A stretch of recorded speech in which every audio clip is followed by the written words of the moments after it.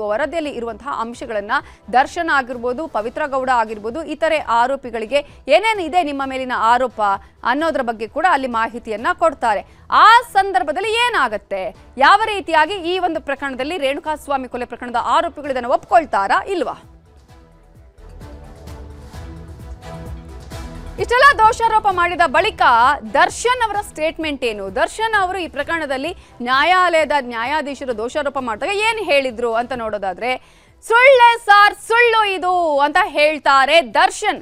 ನನ್ನ ಮೇಲಿನ ಎಲ್ಲಾ ಚಾರ್ಜ್ಗಳು ಕೂಡ ಸುಳ್ಳು, ಇದು ನಾನು ಕೊಲೆ ಮಾಡಿಲ್ಲ, ನಾವು ಕೊಲೆಗಡುಕರೂ ಅಲ್ಲ, ಎಲ್ಲವೂ ಸುಳ್ಳು ಸಾರ್ ಸುಳ್ಳು ಅಂತ ಹೇಳಿ ತನ್ನ ಮೇಲಿನ ಎಲ್ಲ ಆರೋಪವನ್ನ ಕೂಡ ದೋಷಾರೋಪವನ್ನ ನಿರಾಕರಿಸ್ತಾರೆ.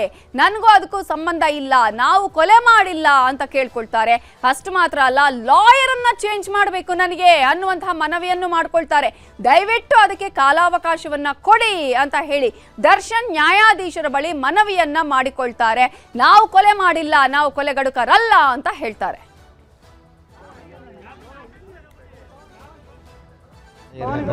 ಶಿವಣ್ಣ ಸ್ವಲ್ಪ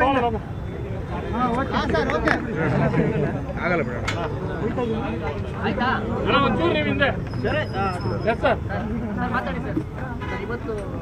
ಚಾರ್ಜಸ್ ದಿನಾಂಕ ನಿಗದಿ ಮಾಡಿದ್ರು. 17 ಆರೋಪಿಗಳು ಕೂಡ ಕೋರ್ಟ್ ಹಾಜರಾಗಿದ್ದಾರೆ. ಏನೆಲ್ಲ ಪ್ರೊಸೀಜರ್ ಆಗಿದೆ? ಅಲ್ಲ, ಏನಿಲ್ಲ, ಇದು ಕ್ರಿಮಿನಲ್ ಪ್ರಕರಣದಲ್ಲಿ ಇದೊಂದು ಪ್ರಕ್ರಿಯೆ ಅಂತ ಕರೀತಿದ್ದಾರೆ, ಅದನ್ನು ಪ್ರೊಸೀಜರ್ ಅದು. ಸೊ ಇವತ್ತು ಎಲ್ಲ ಆರೋಪಿಗಳು, ಜೈಲಲ್ಲಿರುವಂಥ ಆರೋಪಿಗಳು ಮತ್ತು ಬೇಲಲ್ಲಿರುವಂಥ ಆರೋಪಿಗಳು ಹಾಜರಾಗಿದ್ದರು. ಇವತ್ತು ನ್ಯಾಯಾಲಯ ಅಂದರೆ ದೋಷಾರೋಪಣೆಯನ್ನು ಹೊರತಂದರೆ ಚಾರ್ಜಸ್ ಅಂತ ಕರೀತಾರೆ. ಅಂದರೆ ಪೊಲೀಸ್ನವ್ರು ಏನು ಇದುವರೆಗೂ ಇನ್ವೆಸ್ಟಿಗೇಷನ್ ಮಾಡಿ ಚಾರ್ಜ್ ಶೀಟ್ ಹಾಕಿದ್ರಲ್ಲ, ಅದು ಎವಿಡೆನ್ಸ್ ಅಲ್ಲ. ಇವತ್ತು ಕೋರ್ಟ್ ಏನು ಚಾರ್ಜಸ್ ಅಂತ ಒಂದು ಫ್ರೇಮ್ ಮಾಡಿದೆ, ಅದು that is called allegations, charges. ಅದರ ಮೇಲೆ ಇವಾಗ ಕೇಸು ವಿಚಾರಣೆ ಸ್ಟಾರ್ಟ್ ಆಗುತ್ತೆ. ಇವತ್ತು ದೋಷಾರೋಪಣೆಯನ್ನು ಹೊರಿಸಿದ್ದಾರೆ ಎಲ್ಲ ಆರೋಪಿಗಳ ಮೇಲೆ. ಇವತ್ತು ನೀವು ಈ ಥರ ಒಂದು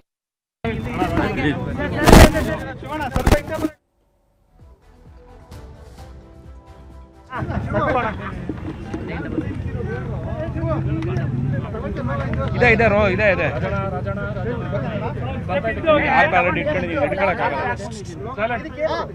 ಸ್ವಲ್ಪ ಹಿಂದೆ ಬರ್ಬೇಕಣ್ಣ. ಇವತ್ತು ಅಕ್ಯೂಸ್ಡ್ ಚಾರ್ಜಸ್ ಫ್ರೇಮ್ ಮಾಡಲಿಕ್ಕೆ 17 ಆರೋಪಿಗಳು ಕೋರ್ಟ್ ಹಾಲ್ನಲ್ಲಿ ಆಗಿದೆ. ಹೌದು. ಅಲ್ಲ, ಇವತ್ತು ಆ್ಯಕ್ಚುಲಿ ನಾನು I am appearing for Pavithra Gowda, ಏನು ನಿಮಗೆ ಗೊತ್ತಿದೆ. ಇದೇನಾಗಿದೆ, ಇವತ್ತು ಚಾರ್ಜ್ ಆಗಿದೆ.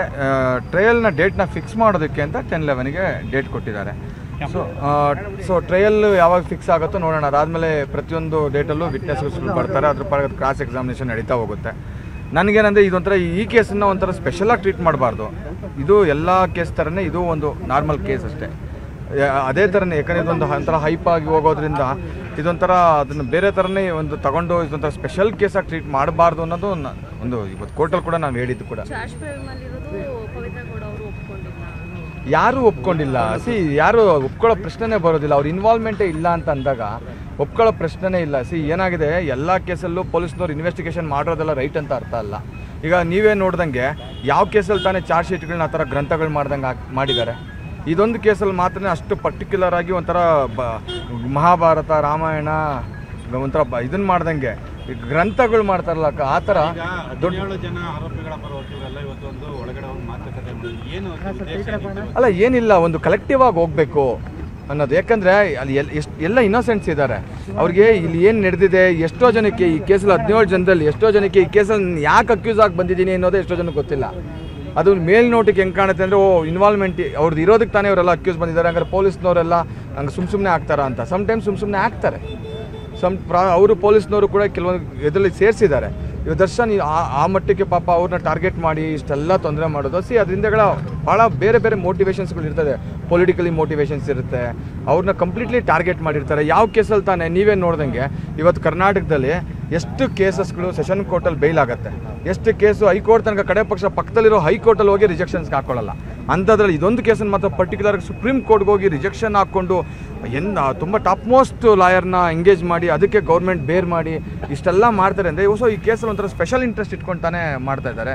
ಸೊ ಅದು ಇಂಟೆನ್ಷನ್ಸ್ ಏನು, ಕಂಪ್ಲೀಟ್ಲಿ ಇದರಲ್ಲಿ ಇರ್ತಕ್ಕಂಥವ್ರನ್ನ ಟಾರ್ಗೆಟ್ ಮಾಡಿ ಒಂಥರ ಇಟ್ಸ್ ಕಂಪ್ಲೀಟ್ಲಿ ನನ್ನ ಅನಿಸಿಕೆಯ ಪ್ರಕಾರ ಒಂಥರ ಪೊಲಿಟಿಕಲಿ ಮೋಟಿವೇಟೆಡ್ ಕೇಸ್ ಇದು. ಸೊ ಕಂಪ್ಲೀಟಾಗಿ ಅವ್ರನ್ನ ಟಾರ್ಗೆಟ್ ಮಾಡಿರೋದ್ರಿಂದ ಹಿಂಗೆಲ್ಲ ಆಗ್ತಾಯಿದೆ. ತೊಗೊಂಡು ಹೋಗ್ಬೇಕು, ಒಂದು ನಮ್ದೇನಂದರೆ ಒಂದು ಕಲೆಕ್ಟಿವ್ ಆಗಿ ಹೋಗಬೇಕು ಅನ್ನೋದು ಅಷ್ಟೇ. ನಾವು ಇವತ್ತೊಂದು ಡಿಸ್ಕಷನ್ ಮಾಡಿದ್ದು ಕೂಡ, ಬೇರೆ ಏನೂ ಇಲ್ಲ. ನೆಕ್ಸ್ಟ್ ವಿಟ್ನೆಸ್ಗಳು ಬರ್ತಾರೆ, ವಿಟ್ನೆಸ್ಗಳು ಒಂದೊಂದೇ ಎಕ್ಸಾಮಿನೇಷನ್ನು, ಕ್ರಾಸ್ ಎಕ್ಸಾಮಿನೇಷನ್ನು, ಚೀಫು ಅದು ಇದು ನಡೆಯುತ್ತೆ. ಸೊ ಯಾರು ಬರ್ತಾರೆ, ಯಾವಾಗ ಆಗತ್ತೆ ಅನ್ನೋದು ಡೇಟನ್ನು ಫಿಕ್ಸ್ ಮಾಡ್ತಾರೆ ಅಷ್ಟೇ. Thank you sir. ಆಲ್ಮೋಸ್ಟ್ ಜೈಲಿಗೆ ಹೋದ ಬಳಿಕ ದರ್ಶನ್ ಹಾಗೇನೆ ಪವಿತ್ರ ಇವತ್ತೇ ಮುಖಾಮುಖಿ ಆಗಿರೋದು. ಈಗಾಗಲೇ 2 ತಿಂಗಳು ಆಗ್ತಾ ಬಂತು. ಇಂಥ ಸಂದರ್ಭದಲ್ಲಿ ಇವತ್ತು ಮುಖಾಮುಖಿ ಆಗ್ತಾರೆ. ಇವತ್ತು ಹೇಗಿತ್ತು, ಅವರಿಬ್ಬರಲ್ಲಿ ಏನು ಮಾತಾಡಿದ್ರ, ಸುಬ್ಬಿ ಹವಾ ಹೇಗಿತ್ತು ಅನ್ನೋದನ್ನ ನೋಡ್ತಾ ಹೋಗೋದಾದ್ರೆ 2 ತಿಂಗಳ ಬಳಿಕ ಕೋರ್ಟ್ನಲ್ಲಿ ದರ್ಶನ್ ಮತ್ತು ಪವಿತ್ರ ಗೌಡ ಮುಖಾಮುಖಿ ಆಗ್ತಾರೆ. ಯಾಕಂದ್ರೆ ಮತ್ತೆ ಸುಪ್ರೀಂ ಕೋರ್ಟ್ನಲ್ಲಿ ಬೇಲ್ ಕ್ಯಾನ್ಸಲ್ ಆದ ಬಳಿಕ ಜೈಲಿಗೆ ಹೋದವರು ಒಬ್ಬರನ್ನೊಬ್ಬರು ನೋಡೋದಕ್ಕೆ ಸಾಧ್ಯ ಆಗಿರಲಿಲ್ಲ. ಇಂಥ ಸಂದರ್ಭದಲ್ಲಿ ಇವತ್ತು ದರ್ಶನ್ ಪವಿತ್ರ ಗೌಡ ಅವರ ಮುಖಾಮುಖಿ ಆದಂತಹ ಸಂದರ್ಭದಲ್ಲಿ ಇಬ್ಬರೂ ಕೂಡ ಹಣೆಗೆ ಕುಂಕುಮವನ್ನ ಇಟ್ಕೊಂಡು ಬಂದಿದ್ದು ಕಾಣಿಸ್ತು. ದರ್ಶನ್ ಪವಿತ್ರ ಗೌಡ ಇಬ್ರು ಕೂಡ ಕುಂಕುಮವನ್ನ ಇಟ್ಕೊಂಡಿದ್ರು. ಇನ್ನು ದರ್ಶನ್ ನೋಡೋದಕ್ಕೆ ಕೋರ್ಟ್ನಲ್ಲಿ ಸಾಕಷ್ಟು ವಕೀಲರು ಕೂಡ ಸೇರಿದ್ರು. ದರ್ಶನ್ ಮತ್ತು ಪವಿತ್ರ ಗೌಡ ಅವರನ್ನ ಕೋರ್ಟ್ನಲ್ಲೂ ಅಷ್ಟೇ, ಯಾಕಂದ್ರೆ ಈ ಪ್ರಕರಣದಲ್ಲಿ A1 A2 ಆಗಿರುವಂಥದ್ದು A1 ಪವಿತ್ರ ಗೌಡ, A2 ಆಗಿರುವಂಥದ್ದು ದರ್ಶನ್ ಅವರನ್ನ ಪವಿತ್ರ ಗೌಡ ಆದ್ಮೇಲೆ ದರ್ಶನ್ ಅವರನ್ನ ನಿಲ್ಲಿಸಿದ್ರು. ಅದೇ ರೀತಿಯಾಗಿ ಬರುವಂತಹ ಸಂದರ್ಭದಲ್ಲೂ ಕೂಡ ಕೋರ್ಟ್ಗೆ ಬರುವಾಗ ಹೋಗುವಾಗ ಇವರಿಬ್ಬರು ಬೇರೆ ಬೇರೆ ವೆಹಿಕಲ್ಗಳಲ್ಲಿ ಹೋಗಿದ್ದು ಬಿಟ್ರೆ ಆ ನಂತರ ಮುಂದ್ಗಡೆ ನೋಡಿ ದರ್ಶನ್ ಮತ್ತು ಪವಿತ್ರ ಗೌಡ ಬರ್ತಾ ಇರುವಂತಹ ದೃಶ್ಯಗಳನ್ನು ನಾವು ನಿಮಗೆ ತೋರಿಸ್ತಾ ಇದೀವಿ. ಪವಿತ್ರ ಗೌಡನ ಹಿಂದೆನೆ ದರ್ಶನ್ ಇದ್ದಾರೆ. ದರ್ಶನ್ ಅವರನ್ನ ಮಾತನಾಡಿಸುವಂತಹ ಪ್ರಯತ್ನ ಕೂಡ ಮಾಡ್ತಾರೆ. ದರ್ಶನ್ ಅವರನ್ನ ಮಾತನಾಡಿಸುವಂಥ ಪ್ರಯತ್ನ ಪವಿತ್ರ ಗೌಡ ಮಾಡ್ತಾರೆ. ಆದರೆ ಅದಕ್ಕಿಂತ ಮುಂಚೆ ಕೋರ್ಟ್ನಲ್ಲಿ ಸಾಕಷ್ಟು ಜನ ವಕೀಲರು ಸೇರಿದ್ರು. ಯಾಕಂದ್ರೆ ಇದು ಒಂದು ದೊಡ್ಡ ಮಟ್ಟದ ಸಂಚಲನ ಮೂಡಿಸಿರುವಂತಹ ಪ್ರಕರಣ. ಹಾಗಾಗಿ ಕೋರ್ಟ್ನಲ್ಲಿ ಏನಾಗುತ್ತೆ, ಪ್ರೊಸೀಡಿಂಗ್ಸ್ ಯಾವ ರೀತಿಯಾಗಿ ಆಗುತ್ತೆ ಅಂತ ಕುತೂಹಲದಿಂದ ನೋಡೋದಕ್ಕೆ ವಕೀಲರು ಕೂಡ ಅಲ್ಲಿ ಸಾಕಷ್ಟು ಸಂಖ್ಯೆಯಲ್ಲಿ ಸೇರಿದ್ರು. ಆದರೆ ಕೋರ್ಟ್ನಲ್ಲಿ ಅಲ್ಲಿ ಹಾಲ್ನ ಒಳಗಡೆ ಬರಲಿಕ್ಕೆ ಆಗದೆ ಆರೋಪಿಗಳು ಬಾಗಿಲಲ್ಲೇ ನಿಂತಿದ್ರು. ಕಿಕ್ಕಿರಿದು ಸೇರಿದಂತಹ ವಕೀಲರನ್ನ ಕಂಡು ಜಡ್ಜ್ ಕೂಡ ಒಂದ್ಸಲ ನಸನಾಗ್ತಾರೆ. ಕಾರಣ ಇಂತಹ ಒಂದು ಹೈ ವೋಲ್ಟೇಜ್ ಪ್ರಕರಣ ಇದು ಅಂತ ಹೇಳಿ ಸಾಕಷ್ಟು ವಕೀಲರಲ್ಲಿ ಸೇರಿದ್ದಾರೆ ಅಂತ ಹೇಳಿ. ಆಗ ಜಡ್ಜ್ ಸೂಚನೆಯನ್ನ ಕೊಡ್ತಾರೆ, ವಕೀಲರನ್ನ ಹೊರಗೆ ಕಳಿಸಿ ಚಾರ್ಜ್ ಫ್ರೇಮ್ ಮಾಡೋದಕ್ಕೆ ಅವಕಾಶವನ್ನ ಮಾಡಿಕೊಡ್ಬೇಕು ಅಂತ ಹೇಳ್ತಾರೆ. ಆಗ ಸರತಿ ಸಾಲಲ್ಲೇ ನಿಲ್ಲುವಂತೆ ಹೇಳುತ್ತಾರೆ. ಪವಿತ್ರ ಗೌಡ ಮುಂದೆ ಬಂದು ನಿಲ್ತಾರೆ. ಕಾರಣ ಈ ಪ್ರಕರಣದ A1 ಅದು A1 to A17 ಕೂಡ ಈ ಪ್ರಕರಣದಲ್ಲಿ ಒಬ್ಬೊಬ್ಬರಾಗಿ ಸರತಿ ಸಾಲಲ್ಲಿ ನಿಲ್ಬೇಕಾಗತ್ತೆ, ಇದು ಪ್ರೊಸೀಡಿಂಗ್ಸ್ ಪ್ರಕಾರ. ಹಾಗಾಗಿ ಸರತಿ ಸಾಲಲ್ಲಿ ನಿಲ್ಲುವಂತೆ ಹೇಳ್ತಾನೆ. ಪವಿತ್ರ ಗೌಡ ಮುಂದೆ ಬಂದು ನಿಲ್ತಾರೆ. ಆ ನಂತರ A2 ಆಗಿ ದರ್ಶನ್ ನಿಲ್ತಾರೆ. ಸೊ ಕೋರ್ಟ್ ನಲ್ಲಿ ದರ್ಶನ್ ಅನ್ನ ಮಾತಾಡಿಸೋದಕ್ಕೆ ಪವಿತ್ರ ಗೌಡ ಪ್ರಯತ್ನ ಕೂಡ ಮಾಡ್ತಾರೆ. ಮುಂದೆ ಬನ್ನಿ ಅಂತ ಹೇಳಿ ಕೈ ಸನ್ನೆ ಮಾಡಿ ಪವಿತ್ರ ಗೌಡ ಅವರು ಕರೀತಾರೆ ದರ್ಶನ್ರನ್ನ. ಆಯ್ತು ಅಂತ ಹೇಳಿ ಸೀರಿಯಲ್ ಪ್ರಕಾರವೇ ದರ್ಶನ್ ನಿಂತಿದ್ರು. ಆ ನಂತರ ಏನಾಯ್ತು, ಚಾರ್ಜ್ ಫ್ರೇಮ್ ಆದ ಕೂಡಲೇ ಎಲ್ಲರಿಂದಲೂ ಕೂಡ ಕೋರ್ಟ್ನಲ್ಲಿ ಅವರ ಆ ಒಂದು ಪ್ರಕಾರದ ಏನು ಪ್ರೊಸೀಡಿಂಗ್ಸ್ ಏನಿದೆ ಅದರ ಪ್ರಕಾರವೇ ಎಲ್ಲರಿಂದಲೂ ಕೂಡ ಸಹಿಯನ್ನ ಕೋರ್ಟ್ನ ಸಿಬ್ಬಂದಿ ಪಡೆದುಕೊಳ್ತಾರೆ.